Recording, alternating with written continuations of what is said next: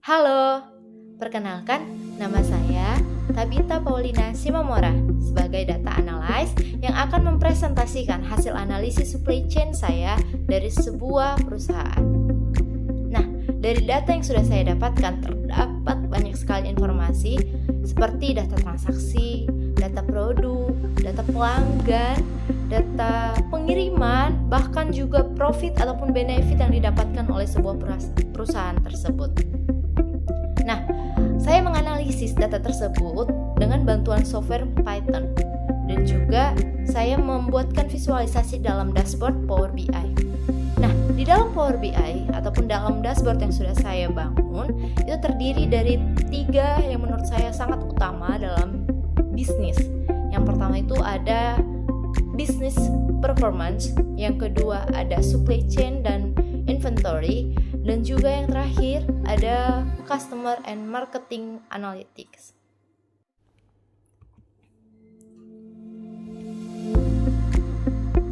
Nah, bisa kita lihat halaman pertama dashboard saya atau halaman performance dashboard. Di sini saya menampilkan ringkasan performa supply chain dari sebuah perusahaan secara umum. Dari data yang sudah saya analisis, perusahaan mencatat total revenue sebesar 37 juta dengan total penjualan mencapai 66.000 unit produk yang sudah terjual dan juga memiliki lebih dari 21.000 pelanggan. Nilai average order value atau nilai rata-rata orderan ini tuh berada pada angka 559,45. Angka tersebut menunjukkan bahwa rata-rata transaksi pelanggan sudah sangat cukup tinggi. Kita lihat pada grafik revenue per bulan. Mulai dari tahun 2015 sampai tahun 2018 terlihat bahwa adanya pola seasonality.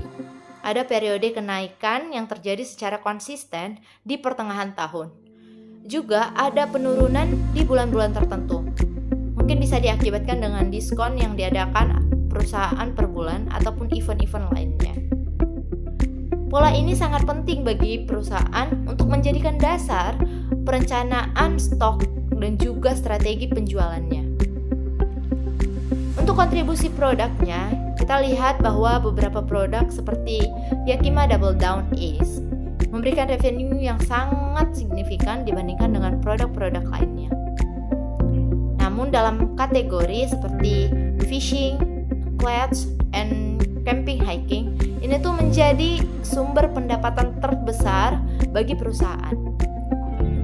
Nah, secara keseluruhan, halaman pertama atau halaman performance dashboard yang sudah saya tampilkan ini menunjukkan performa penjualan perusahaan, pola permintaan tahunan, serta kategori dan juga produk yang menjadi pendorong utama pendapatan bagi sebuah perusahaan. Nah, kita berlanjut pada halaman kedua dashboard saya. Pada halaman kedua ini berfokus pada peramalan, permintaan, dan perencanaan persediaan produk pada sebuah perusahaan. Hasil forecasting menunjukkan bahwa permintaan untuk bulan berikutnya diprediksi sebesar 7,29k unit produk. Model yang saya gunakan menghasilkan tingkat akurasi yang sangat cukup baik dengan nilai MAP-nya itu 13,80%, MSE-nya 2,015 dan RMSE-nya 1,42k.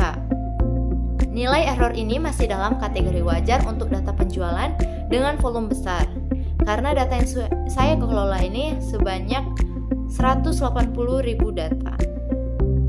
Dari hasil peramalan tersebut, saya menghitung economic order quantity ataupun EOQ-nya untuk mengetahui jumlah pembelian yang paling efisien dilakukan oleh perusahaan. Nilai EOQ yang diperoleh adalah 853,58 unit produk. Ini merupakan jumlah yang optimal pemesanan agar biaya penyimpanan dan biaya pemesanan tetap minimal dan juga tidak over bagi pengeluaran perusahaan tersebut. Selanjutnya, saya juga menentukan reorder point atau ROP, yaitu titik ketika perusahaan harus melakukan pemesanan ulang Nilai ROP yang diperoleh adalah sebesar 280 unit dan terdapat safety stoknya sebesar 273 unit sebagai cadangan untuk mengantisipasi fluktuasi permintaan atau potensi keterlambatan pemasok. Secara keseluruhan, pada halaman yang kedua ini membantu perusahaan tersebut untuk menentukan kapan harus melakukan pembelian dan berapa banyak yang harus mereka pesan untuk menjaga kelancaran supply chain.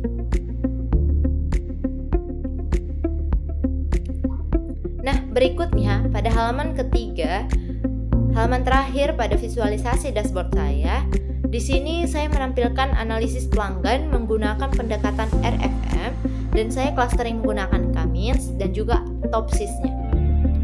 Pada bagian atas terdapat 3 indikator.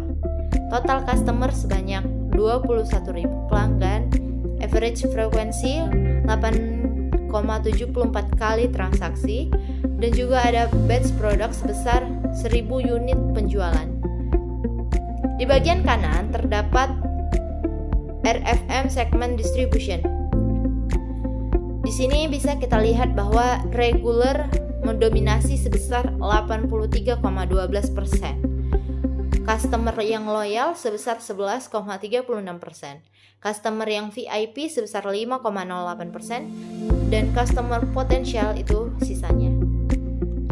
Mayoritas pelanggan berada di cluster atau di kelompok regular.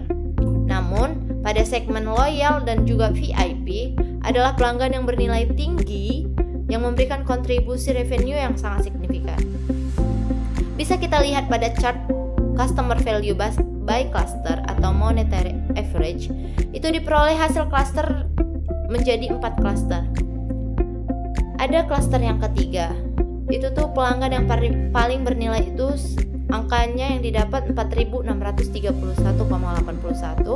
cluster yang pertama 2.392,37, cluster 0 1.506,35 dan cluster 2 sebesar 328,71 dan ini merupakan nilai yang paling rendah. Ini memberikan insight bahwa perusahaan perlu menjaga pelanggan bernilai tinggi dengan strategi retensi. Sementara untuk pelanggan yang klaster rendah perlu diberi pendekatan pemasaran yang lebih intensif untuk meningkatkan transaksi pembelian mereka. Di bagian bawah terdapat Topsys Product Ranking yang menilai performa produk berdasarkan gabungan beberapa kriteria seperti penjualan, keuntungan, kuantitas, dan juga faktor supply chain yang lainnya. Produk dengan skor lebih tinggi seperti produk dengan ID 19, 24, 35, 37, dan juga 44 itu menjadi suatu kandidat terbaik untuk diprioritaskan dalam pengadaan maupun strategi promosinya. Nah, pada halaman terakhir ini memberikan gambaran yang sangat lengkap untuk memberitahukan kepada perusahaan perilaku pelanggan, nilai pelanggan, dan juga performa produk berdasarkan analisis multi kriteria. Demikian pemaparan dashboard supply chain yang telah saya bangun dan saya analisis melalui 3 halaman dashboard. Yang pertama performance, inventory planning, dan juga marketing dan customer analysis.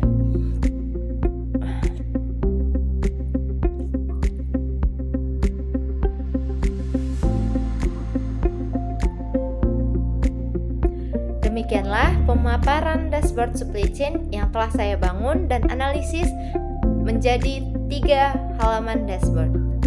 Dashboard ini dapat digunakan sebagai alat bantu pengambilan keputusan, mulai dari perencanaan stok, identifikasi produk prioritas, hingga strategi pemasaran dan retensi pelanggan.